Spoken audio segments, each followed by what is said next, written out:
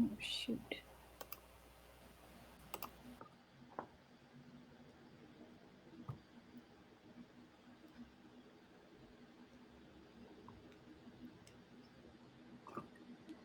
Good morning and welcome. Thank you for joining us today. My name is Sue Talbot and I'm a partner and portfolio manager at Genus. And today we're going to build on the momentum created by our April Impacting Investment webinar. I'll be moderating today's session, and with me today are three leaders in the Canadian impact investing space: Hilary Kilgour of Spring Activator, Ashley Wang of Social Venture Connection, also known as SVX, and our own Mike Thiessen. We've added a link to each speaker's LinkedIn profile. And if you'd like to connect with them after the event, you can see the LinkedIn in the chat. Just one moment, please. I think we're having audio issues. And I'm not sure if people can see my camera or not.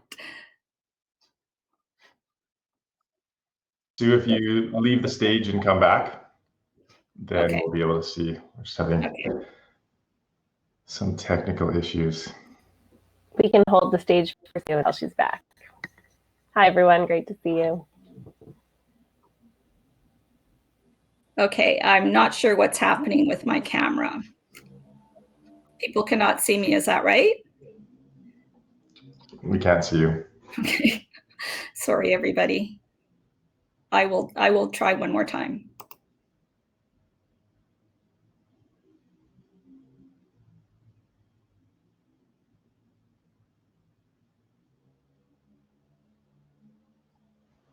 Okay, I'm sorry. I don't know what's happening with my camera. I'll just continue on. Sorry, everybody. So today we have three experts that are going to be giving us some insights on how to become an impact investor in Canada. And we are also going to be discussing several impact investment options as well. We want you to walk away today with an idea of what type of impact investor you want to become. And we'll also provide some resources and clear action steps to help you get there as well. While we're waiting for people to log in, I'll just go over a few housekeeping items. First, if you'd like to maximize your screen, that will lead to the best viewing experience. And if you have any questions, please type them into the chat. And we're going to be able to have a Q&A session after each speaker, and we'll try to get to as many as we can. And if you're having technical trouble like me, please write in the chat and we'll have somebody on staff to try and help you through any technical issues. And often the solution may be to get out of the webinar and back in, and that sometimes solves the problem, but I don't think I should do that. The webinar will be recorded and the link will be sent out after our session today. I'd like to start by acknowledging the Indigenous people of all the lands we are on today. While we meet today on a virtual platform, we would like to take a moment to acknowledge the importance of the land which we all call home. We do this to affirm our commitment and responsibility in improving relationships between nations and to improving our own understanding of local Indigenous peoples and their cultures. From coast to coast to coast, we acknowledge the ancestral and unceded territory of all the Inuit, Métis, and First Nations people that call this nation home and who have taken care of this land. Canada is home to Indigenous people from across Turtle Island, and we are grateful to have the opportunity to meet and work on this territory. So before we get started, I have a question for you, and hopefully you'll see a poll question come up. And the poll is right next to the chat tab there. So hopefully everybody can see that. So the question is, how would you describe your level of engagement in impact investing? And you can see the answers there. Interested, but not yet active. Early engagement through a few investments. Actively building impact investing in my portfolio. And my portfolio focuses on impact alongside returns. And we have an other as an answer as well. So if you are choosing other, please let us know in the chat what your other is. And it looks like 33% are interested, but not yet active at 39%. So we'll just wait a little bit longer for people to answer. And at 31%, actively building impact investing is my portfolio is the next popular one. So it looks like the majority of people have answered, and the winner is interested but not yet active at 37%. Actively building impact investing in my portfolio is the second most popular at 31%, and followed by early engagement through a few investments at 17%, and 9% my portfolio focuses on impact alongside returns, and 6% or 2 people have answered others. So let me go to the chat to see what the other is. And I can't see anything there, but that's okay. So thank you, everybody, for participating in that. So the most popular answer is interested but not yet active. So that's great. That's probably why you're here today, to learn more about impact investing. So we're going to be here to provide you with some answers. So impact investing has become extremely popular. And at a recent report from the Global Impact Investing Network shows that assets have grown globally from 500 billion in 2018 to 700 billion in 2020. But in spite of this growth, impact investing carries some baggage. And the biggest misconception is that in order to do good, you have to give up returns. And this may stem back from when impact investing was first introduced. It's a relatively new term, first coined in 2008 by the Rockefeller Foundation. And back then, impact investing was more charitable in nature. Investments were made through grants and endowments, and people weren't really expecting a return. It was mostly about the positive impact of these funds. So obviously, if you were saving for retirement, this wouldn't be very appealing. But investor preferences and demands shape change. And today, according to the Investment Funds Institute of Canada, there's about 70 mutual funds and ETFs that are all dedicated to some form of sustainable investment strategy, while at the same time, they're also seeking to earn market-like rates of returns as well. And if you actually look at the performance of these funds, you'll see that in 2020, they had a stellar year, a breakout performance year. But they also performed well over longer periods too. And according to a Responsible Investment Association report, if you looked at the 3, 5, and 10-year return numbers, you'll see that the average return either matched or did better than all of the funds in the 4 major asset classes, which include Canadian fixed income, Canadian equity, global equity, and US equity. So I think this dispels the myth that you need to sacrifice returns to align your investments with your values. The other challenge for impact investors is the fear of being taken in by greenwashing or impact washing. So how do I know that my investment is truly making an impact, and how can that be measured? Well, here at Genus, we make sure that our impact investments align with at least one of the 17 United Nations Sustainable Development Goals, the UN SDGs. And these SDGs have been widely adopted as a way to measure impact based on the specific targets of each goal. And there's also other impact tools available as well. There's, which includes a framework from the Sustainable Accounting Standards Board and the Impact Management Project as well. And I think Mike will be speaking more about how Genus measures impact in his session. And I think Hilary might also touch on the topic as well. Last year will soon not be forgotten. We dealt with a pandemic. We dealt with a devastated economy and social and civil unrest as well. When reconnecting with their values, investors are wondering how to build back better. Impact investing can be seen as a way for investors to stand up for their beliefs while also investing for their future. So how do we get started? Well, there's lots of options out there to start making a difference with your investments. And today we're going to explore a few concrete ways that you can get started as an impact investor in Canada. A variety of options will be introduced, and they may not be for everyone, but that's really the point of this. So once you know what's available, you can choose the path to impact investing that's right for you. Each of our speakers will be providing a short primer presentation on their area of expertise, and then we'll open up for a short Q&A after each presentation. And there will also be time for additional Q&A session at the end as well. So please add your questions in the chat, and you can add them at any time. There's no need to wait for the end to do that. And we'll start off with Hilary Kilgour of Spring Activator. Hilary will discuss early stage impact investing, and there are a number of really innovative projects in the early stage impacting investment space, and I'm excited to hear more. So I'll stop my video, which I think has already stopped, and hand it over to Hilary. Thanks, Hilary. Really good to see all of you coming from different perspectives to this conversation. I see a couple familiar faces and new faces, or sorry, new names here. Great to have you joining us. So I'll start just by sharing, what it is.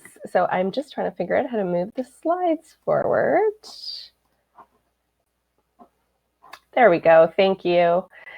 So yes, I get the chance to start with what is early stage investments and how to become an impact investor. So before we jump into that, I'm just going to give you a bit of context, which is I came to this space in the reverse order. So I actually came to meeting with my parents' investment manager, looking at what it would look like to invest in the public market, and then really starting to explore what did it mean to invest in more early stage companies. And I think that the thing that I'll share there, and just to give you a sense of the lens that I bring to this is, you know, I've come from the social entrepreneurship space. I got my MBA in sustainable systems. I worked in the corporate impact space for many years and really got a chance to see what does it look like to embed impact in large scale post-IPO public companies.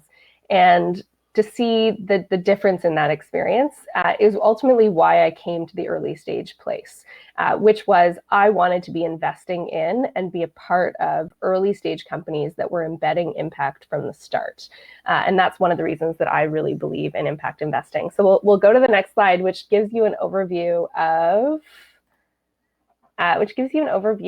how popular this topic is in the news. So I just wanted to give you a glimpse, and you heard Sue speaking a little bit about what the significance is in terms of where we are in history in terms of a pandemic. So we've seen a lot of funding being sent both in terms of the clean tech sector to support that pandemic piece, but also making sure that we're building this new future, these new companies. And we've seen a huge shift across Canada towards those investments. It's actually increased quite significantly during the pandemic.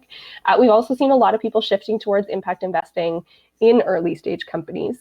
And lastly, what I'll say is we've seen entire sectors emerging. So a couple years ago, Spring launched this Impact Challenge, which I'll speak a little bit more to today.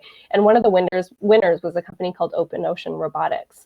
At the time, there were not a lot of innovations in the aquatic space. And since then, you'll see in the Vancouver Tech Journal, they featured an entire industry that's now evolved in that space. So here we go.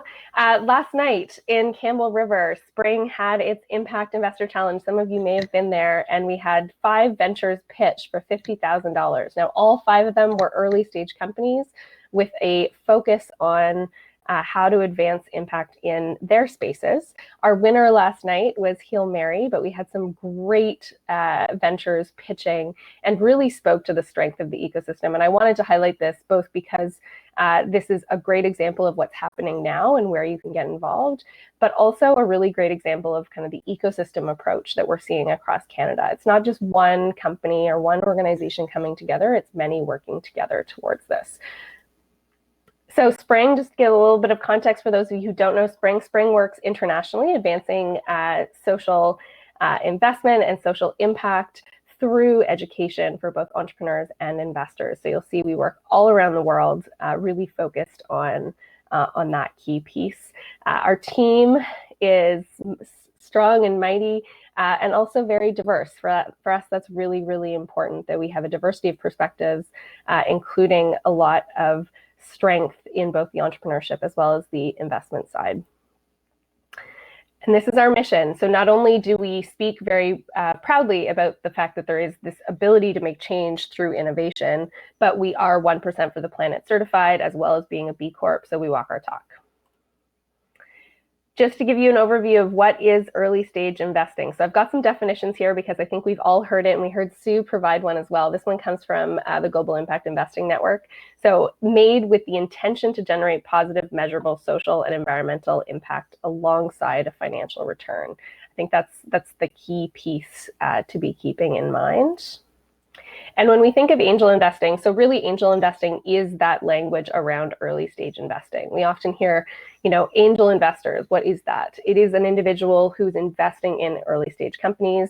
And it is really important. And I think it's great that I'm starting today because these investments are risky. And typically when I think of my own impact investment portfolio, they account for about 10%. Because they are early stage and there are risks associated. Wanted to walk through just a bit of the life cycle of funding in an impact venture. You may have heard a lot of words like pre-seed, seed, Series A. We've heard a lot of announcements in the news over the last few months, as well as over the last few years. So I just wanted to give you a sense of kind of where that early stage side falls.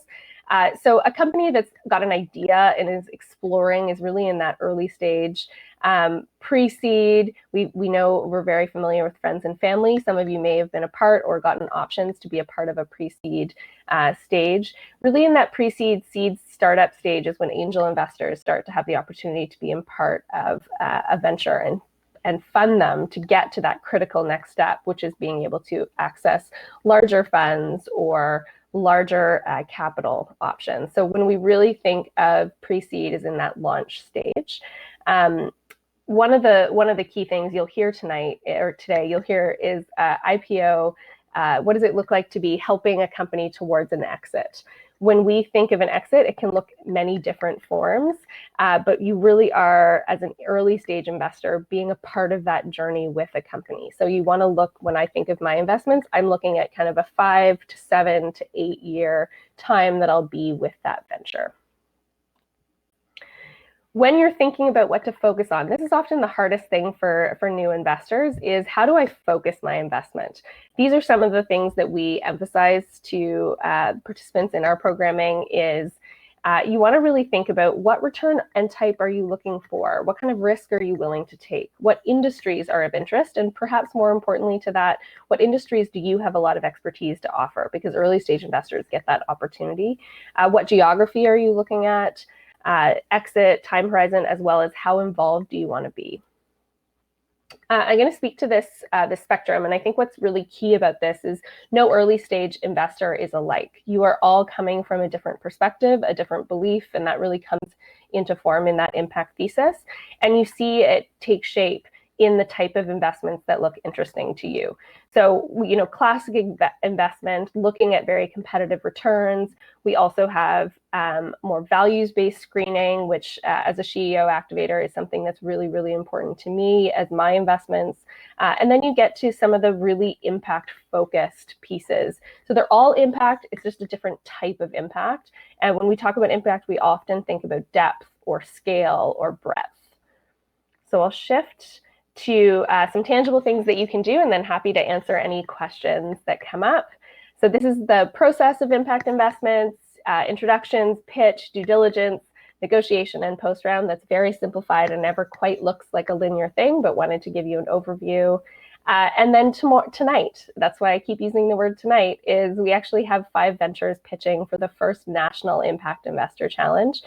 You may see some companies in there that are familiar to you. You may also see that Genus Capital Management is one of our partners, which we're really honored to have as part of that. So tonight, 5 companies will be pitching for $100,000 from investors. And again, encourage you if you're interested. Some of the criteria that those investors are using as they make those decisions. Some of the factors, as I mentioned, in terms of your impact thesis factor into those decisions. And then the team here will share a link to this impact thesis guide, which if you are just getting started and you're thinking about which investments you want to be looking at, this is a great way to walk through that and get a sense of what might be a fit for you. So my challenges to you, if you're interested in getting into the early stage investment space, if you are already and you want to refine it, is to draft your impact thesis, get a clear sense of where you are on that spectrum, and identify 3 leads that are interest to you. Lastly, I already shared that we've got the finale tonight, which we'd love to see you there. We have an impact investor event happening in Ireland next week, which you're invited to join. And we have, as my timer goes, we have the Impact Challenge both in Vancouver happening next year, as well as Saskatchewan in the fall, if you're interested in joining a cohort-based investment opportunity and learning with others. Thank you, Sue. That's what I've got for today. Great. Thank you very much, Hilary, for that summary. No, you're great. Let's ask everybody to come back to stage. I notice my video is working now. Great. Great to see you. I'm just waiting for Ashley to come back. And just a reminder, everybody, you can please enter any questions in your chat. But we have one question here for Hilary, and that is, how has the pandemic affected investment opportunities in the private market, particularly for early stage startups? There's 2 sides of that question, which is one, the Canadian space has seen a significant increase in investments, particularly in the impact space, because investors are now looking at, how do I make sure that my early stage investments match the type of portfolio that I've had from a place of impact? So we're seeing a huge increase in people who are interested in impact investments, particularly in early stage. The second part of that is, I will say, it's different types of investments. So you might be thinking a traditional portfolio is looking at like equity and investing so that you get equity in response, in return for your investment. We're also seeing a lot more debt investments because of companies going through a pandemic who do have debt situations that they want to make sure that they're getting support for. So we're just seeing different types of investments in that space. Okay, great. Thanks, Hilary, for that. So we're going to move on to Ashley next. I think I figured out what the problem is with the video. I think we're only allowed 3 at a time. So I think it won't, I'll leave. So that's probably what's happening. So next up we have Ashley Wang, and I will exit, and so her video will come up. And Ashley is from SVX, and she's going to discuss place-based impact investing. And place-based impact investing allows investors to target opportunities that help local communities or regions. And I know supporting local communities is really important to a number of my clients, especially after the events of the past year. So I will hand it over to Hilary. Great, thanks so much, Sue. Hopefully everyone can see and hear me now, but really happy to be with everyone today. I don't have a ton of airtime, but hopefully we'll be able to get to a bunch of your questions at the end too. So Ashley Wang, associate with SVX, Social Venture Connection. I come from a background of corporate social responsibility, research, and social enterprise programs, and I currently lead due diligence and investor relations with SVX. So a large part of my role is working with impact investors like yourselves to mobilize their capital towards profit and purpose. So again, super excited to be with you. All right, so quick disclaimer before I kick into my presentation that you'll see below. And in terms of how this presentation is going to work, it's going to follow a similar format to Hilary's. So we'll talk a little bit first about SVX, then we'll do an introduction to place-based impact investing, and then we'll share specifically some action items on what you can do to get involved in place-based impact investing if that's what's piquing your interest. So to kick things off, we'll just talk about SVX quickly. We're a nonprofit diversified financial services firm. So we work with a variety of organizations, funds, and enterprises, again, as well as with investors like yourselves. So from foundations to family offices, faith-based organizations to individuals. We work across impact sectors like climate, food, health, social inclusion, and we are also registered as an exempt market dealer. In terms of our services, we provide venture and investor education, capital advisory, fund design and management, particularly in place-based fund design and management. And we also operate a platform for raising impact capital and making impact investments. If you have any questions about SVX, I'd be happy to answer them. Feel free to pop them in the chat. In terms of place-based impact investing, I'm really happy that you were able to hear Hilary's presentation first, because a core component of that is the impact investing definition. So investments made with the intention to yield measurable financial as well as social and/or environmental returns. The additional layer that place-based adds to place-based impact investing is that it refers to the local deployment of impact capital. And so this local deployment specifically addresses the needs of particular communities, regions, or ecosystems. So say you're an impact investor, who is interested in Indigenous economic development, you might invest your money with an organization like Entrepreneurs that focuses on empowering Indigenous and community-based entrepreneurs in Northern Canada. Or say you're an investor living in London, Ontario, and you're really interested in making an impact in your local community. You might invest with an organization like Verge Capital in the image here that supports social enterprises across southwestern Ontario in particular. And so now that we have a sense of what place-based impact investing is, some trends that you might want to be aware of. First, that place-based impact investing is really taking root. And so if this concept sounds interesting to you of investing in your own backyard, so to speak, this is an opportune time to get involved, as there's been a foundation of place-based impact investing built already through North America. And so billions have been deployed over the past year through the existing Community Development Financial Institution Network, or CDFI network, in the US, with additional announcements. There was one yesterday from Kamala Harris of another $1.25 billion that will be deployed into that network, with tons of new initiatives in the US, UK, across the globe really, and in Canada, more initiatives and more funds popping up each and every day. As well as a recent national survey that we conducted, reporting that about 80% of active impact investors were interested in seeking out opportunities that benefited local communities or regions. And so to make this come to life, we've just created a list of examples that you can look into here in Canada as well as globally to do your own research into what might be interesting to you in terms of place-based impact investing organizations that you might want to look into more.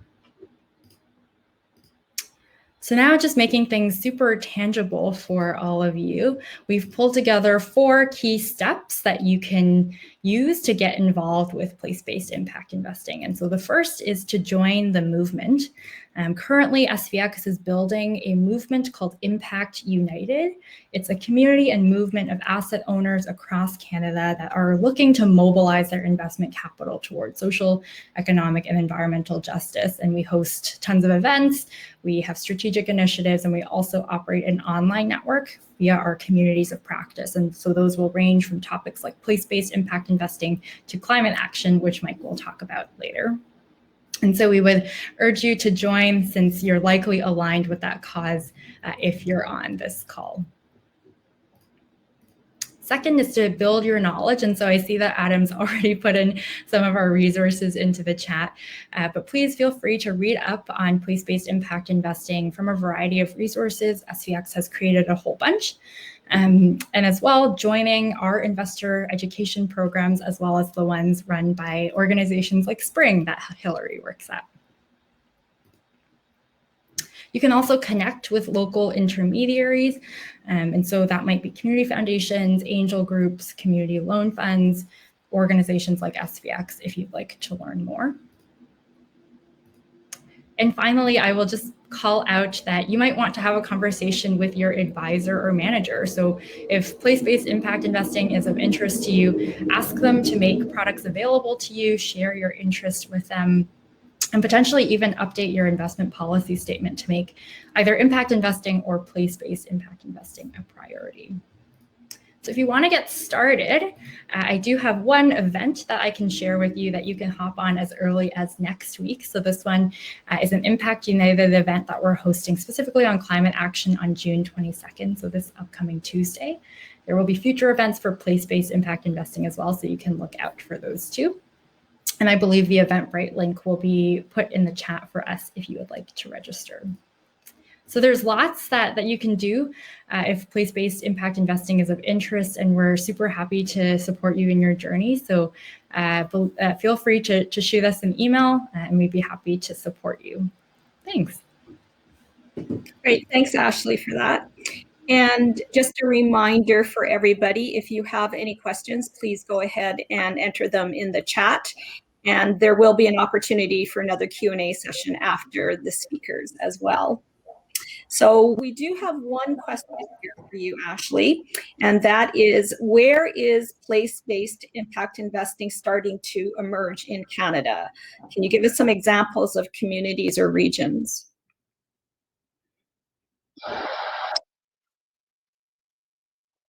To that question, what's really special is that place-based impact investing is kind of emerging everywhere in tons of different pockets across Canada. And so some of the organizations that we listed on that example slide, from Risa Capital, which is on the Sunshine Coast in British Columbia, all the way through to the St. John Community Loan Fund, which is way in the Atlantic. So it's really emerging in pockets kind of everywhere across the nation. And so there's a lot of activity that is happening and is really reflective of kind of where we are in the ecosystem right now. So it's an exciting time to get involved. And these place-based organizations are emerging in pockets really where the need is and where there are strong community actors that are taking, the risk to be involved and to really drive things forward. And so particularly in, for example, rural communities. We've seen in Ontario, Prince Edward County, one of our partners on a fund that we're working on right now, has been really involved, and they've been able to take the needs that they've seen in their community and really, drive forward and respond to the specific needs that the rural community has. And so it's emerging kind of in various areas and more, again, pop up every single day. Great, thank you for that. So we'll move on to our last speaker, and that's Mike Thiessen. And Mike is our Director of Sustainable Investments, and he's going to talk about climate action impact investing. And this is where you're directing investments in companies that are actively seeking to reduce or remove their CO2 emissions. And we all understand why it's important to reduce our carbon footprint and prevent global warming. So I will ask Mike to come up to the stage here. Hi, Sue. Hi, Mike. Great, thank you so much, Sue. And hi, everybody. Great to see a lot of familiar names out there. As Sue said, I'm the Director of Sustainable Investments at Genus. So climate action impact investing is a big passion of mine. And as Sue was saying, there is a big why behind climate action. We all know what's going on with climate change, the physical changes that are happening to our environment, and the physical risks for the future, which we need to be mitigating. So us as individuals and investors, organizations, and our governments need to be taking action and making a difference in this area. And that's why impact investing around climate is so exciting, because you can make a direct difference with your money. So we know the why. I thought it'd be great to go into just the very basics of kind of what we're doing when we're focusing on climate action impact investing. And I saw from the poll earlier that a lot of people are interested in impact investing, but haven't quite gotten involved yet. So I think it's great to kind of go through kind of what we're doing with this, with climate action impact investing. So as investors, we're moving money into environmental impact investments or climate action impact investments. So that might mean we're investing in infrastructure. So it could be a solar utility, or it could be clean technology, or it could be a large corporation that's focusing on energy efficiency. But all of these investments are making long-term reductions in greenhouse gas emissions, and that's the goal of these investments that we're making. And with this reduction in greenhouse gas emissions, we're often able to measure this often quite precisely with climate action impact. And that's one of the great things about climate action impact investing is measuring your impact is often easier than other areas that are more kind of qualitative in nature and are making just as much impact, but it might be harder to measure. So we're getting that impact data, which is so important because we want to make a measurable impact, and then also making financial returns. And so I want to talk quickly about financial returns before I go on to some practical examples of climate action impact, because I know it is a big issue. I know Sue mentioned it, Hilary mentioned it, but I'll talk to it as well. It is a common myth that we have to be giving up returns in order to make an impact. But there have been studies, very prominent studies, some done by great business schools like Wharton, some done by other organizations like the IFC or like GIN, that are showing that over the long run, impact investing does lead to market-like returns, and you can get returns that are just like your benchmark. You can meet your benchmark. And we've seen at Genus with our high impact equity funds and other impact investments that we're able to have market-like returns as well. So it's certainly not a guarantee that you're going to have market-like returns, but it is something that you can have. And you can be a smart, sophisticated investor and make impact with your money at the same time. So on to some practical examples. So one area where you can make climate action impact is with public equities. So here are just a few examples of some public equities that we're investing in. So public equities like SMA Solar. SMA Solar is an innovator in solar panels in Europe, and they sell solar panels all around the world. Also companies like Segro. So Segro is a real estate investment trust, also a developer of real estate, but focusing only on low carbon real estate. So really being a leader in that area. And then companies like Schneider Electric, which is producing equipment and technology to advance energy efficiency. So not only within their company, but in other companies as well. They also do a lot of consulting with utilities and energy efficiency projects as well. So with public equity climate impact, you can make a big impact. It can also be quite liquid, so you can get in and out of these investments quite quickly. And so that's often a benefit for a lot of investors that may be able to have a portion of their portfolio in kind of longer term locked in illiquid investments, but they may need the liquidity as well. And there are funds. Genus has a high impact equity fund that invests in these climate action impact investments along with other impact investments as well.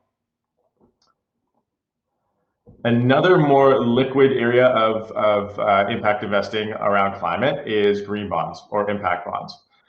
So green bonds are bonds where the proceeds are used towards green projects. So these projects could be things like renewable energy, low carbon transportation, energy efficiency, could be other innovations around the environment. And these projects are certified by different third parties. So it could be the Climate Bond Initiative or other third parties that are looking at the issuers and making sure that these proceeds actually are going towards these green projects. And so there's corporations around the world issuing green bonds for green projects that they're doing. There's governments, so Government of Ontario, Government of Quebec, has been issuing green bonds. The Canadian government is supposed to be issuing a green bond as well. And then large supranationals like the World Bank are also issuing green bonds. So these are liquid impact investments that you can get in and out of quite quickly as well. And so Genus, about a month ago, launched a global impact bond fund. So this is a fund where we're investing in a diversified portfolio of green bonds all around the world, so that our clients can make an impact in the fixed income liquid space. And then also there are private impact investments, and that's what Hilary and Ashley have mainly been focusing on is the private side. And with private impact investments, you can make very direct impact, and you can also often have some influence on the companies that you're investing in, because you might be only one of a few investors rather than one of possibly millions of investors for large public companies. And here you can invest in infrastructure, you can invest in private debt, you can invest in real estate, venture capital, private equity. And so we have a few examples here. So one is the One Planet Living Fund. So this is a fund that is developing low carbon and affordable real estate in Canada. We also have been doing analysis of Initio, which is a venture capital fund investing in breakthrough technology around advancing decarbonization. So Initio, Chris Reed, who you may have listened to a few weeks ago with one of our webinars, is quite involved in Initio. He's quite advanced in hydrogen and hydrogen technology.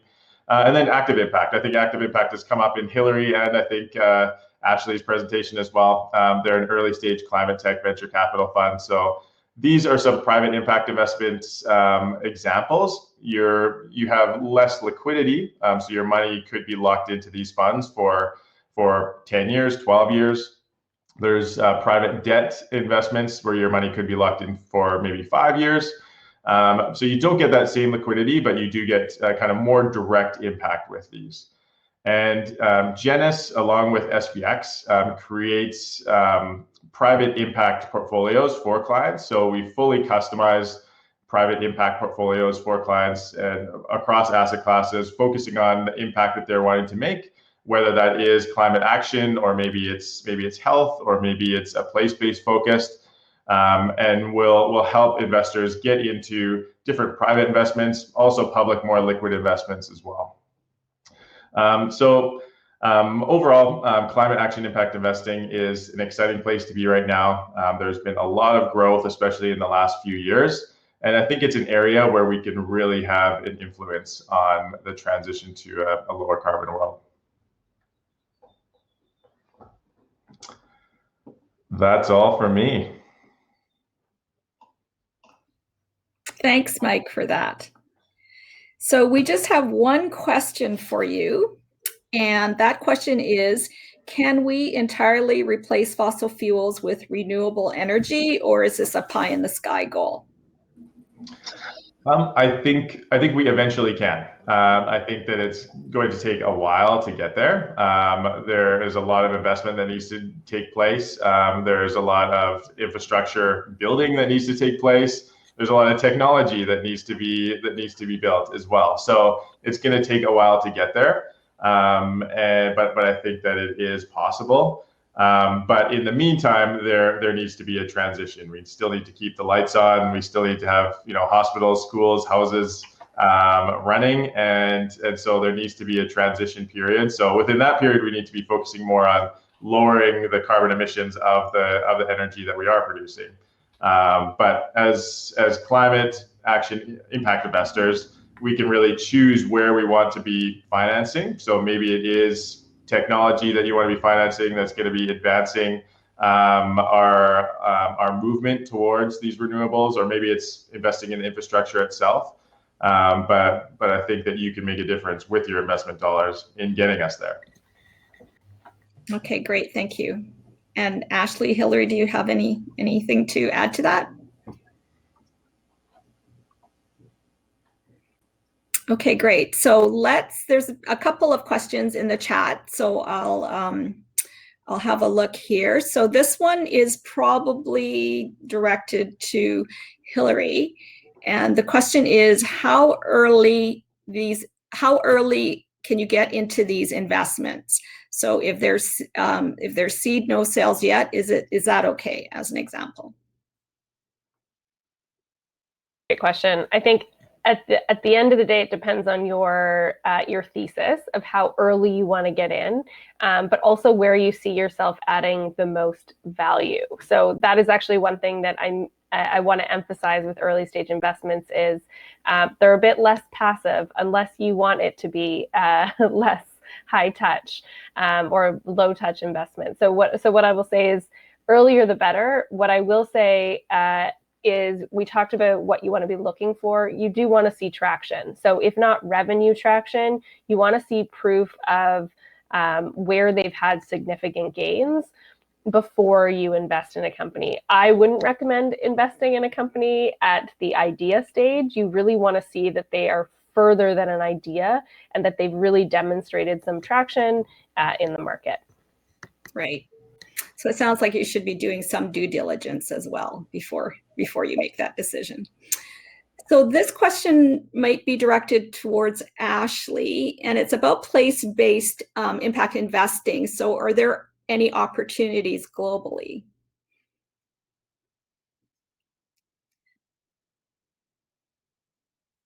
Yes. So thanks for that one.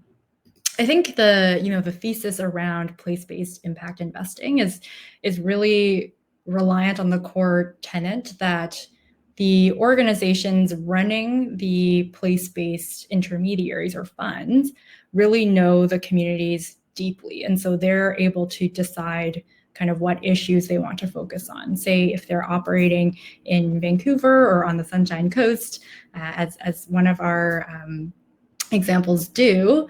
It's really important that they understand, is Indigenous economic development really important in the area? Is it climate action or homelessness that we really want to tackle in the place and the community that we're focusing on?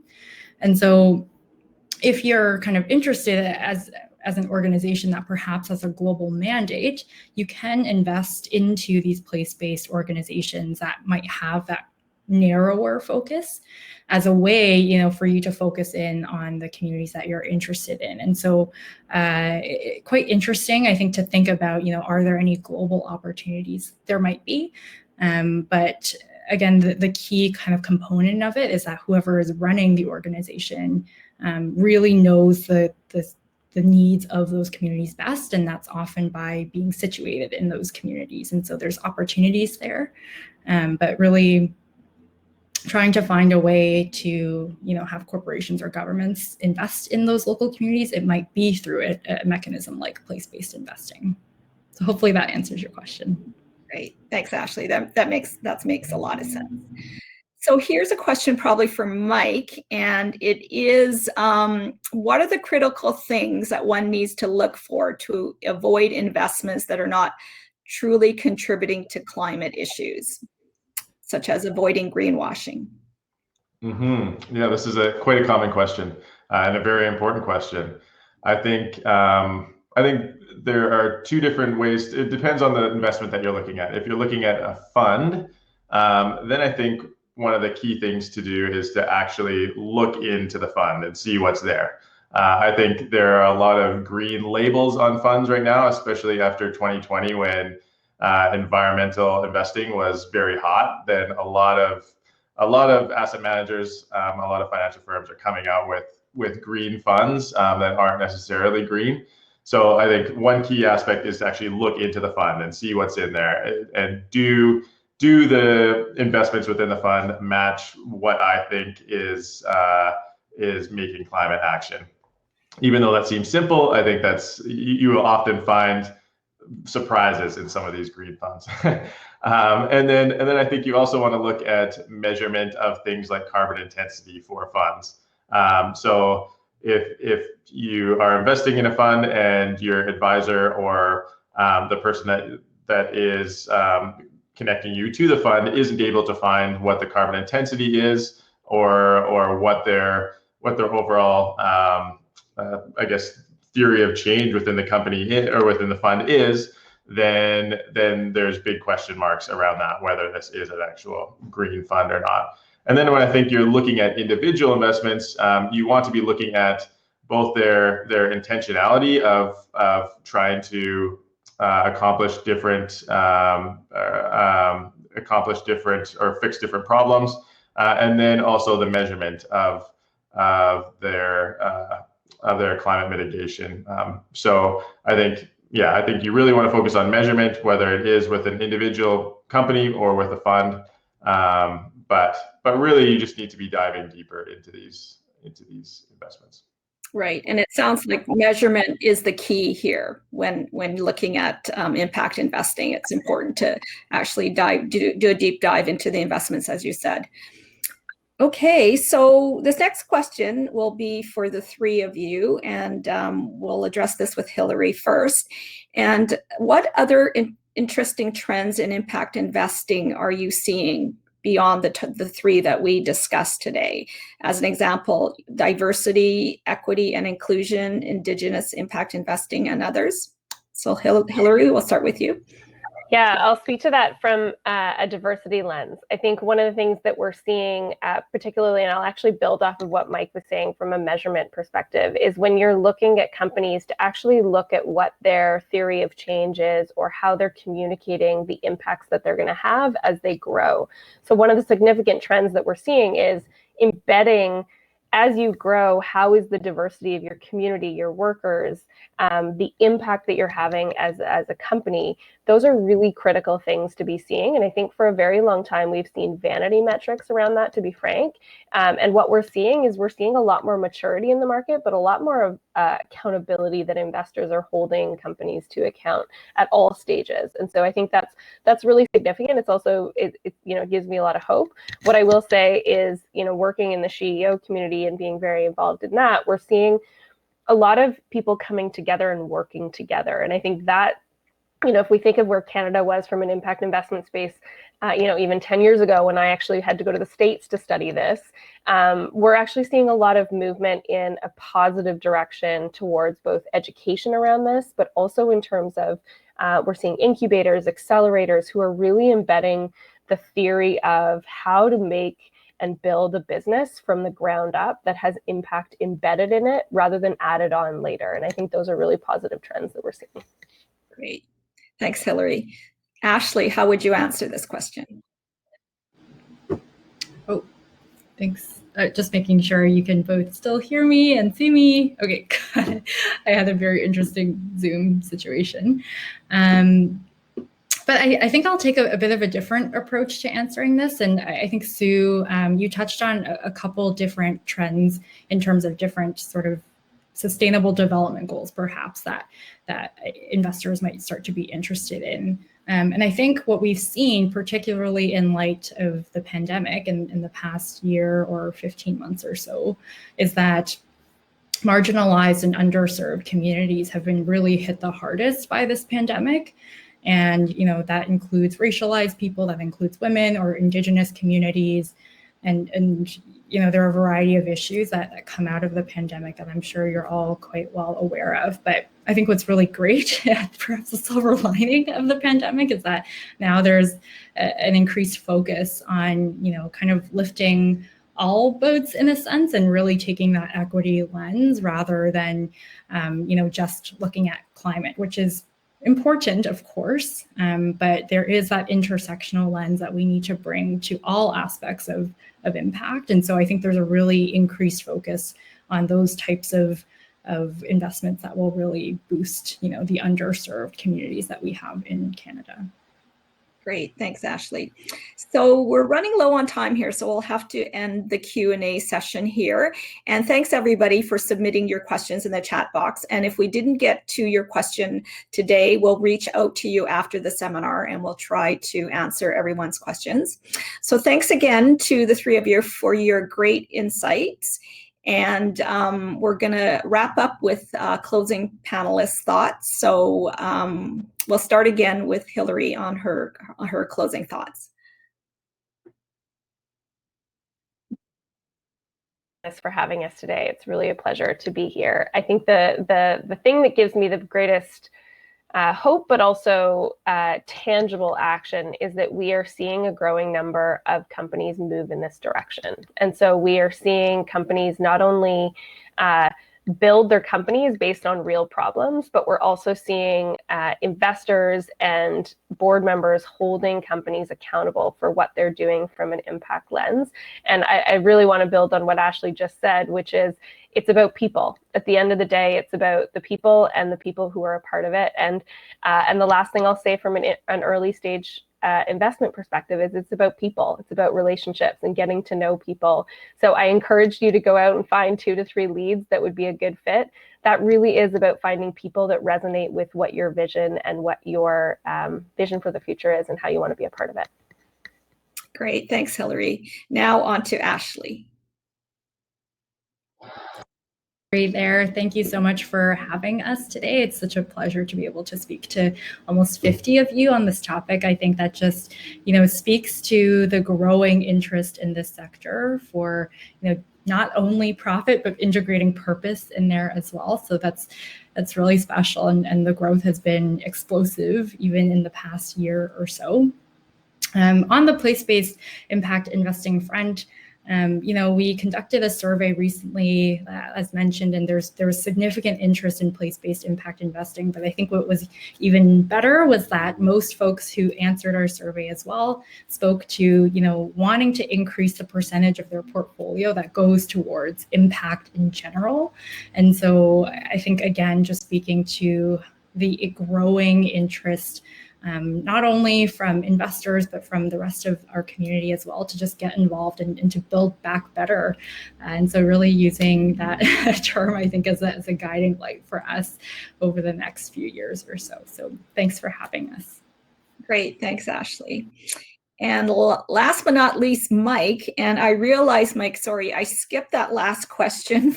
I didn't get your answer to the last question, and we do have a couple of minutes. So before you give us your final thoughts, maybe you can answer the question about what you see are interesting trends in impact investing today.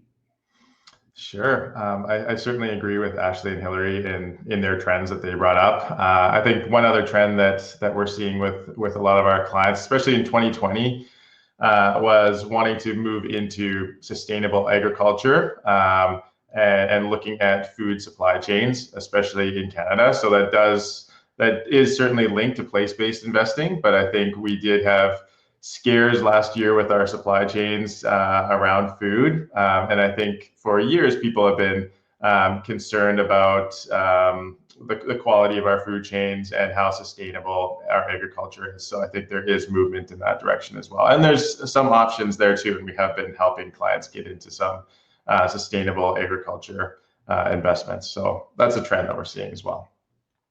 And in terms of ending remarks, I think this can be quite overwhelming.